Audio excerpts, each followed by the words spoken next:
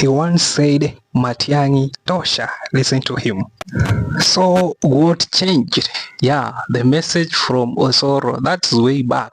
But what changed? Ukumbuke Osoro ni majority whip na anatoka katika chama cha rais cha William Samoei Ruto, ile chama cha UDA. But tunaongelelea they are coming from the same community Omogusi, Fred Okengo Matiang'i and Osoro, they are coming from the same community and from the ground, watu wanasema from the backyard, from Gusii, watu wanasema kwamba it is better angemuunga mtoto wao ama ndugu yake mkono than kuunga somebody from outside. Lakini remember, Osoro already akona cake, already akona kazi, na kazi akonayo ni ile iko very powerful. It's either aunge Fred Okengo Matiang'i aweze kuresign from his current job which is na Madaraka. Unaona Osoro na Madaraka wanaendana.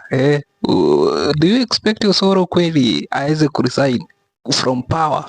Na Osoro vyenye unamjua na power, Osoro vyenye unamjua na maringo, Osoro unamjua na Madaraka, that one I think ni ndoto ya mchana. Tuseme for example, hata kama ni wewe, ungefanya namna gani? What's your advice? What do you think? Drop your comment in the comment section below.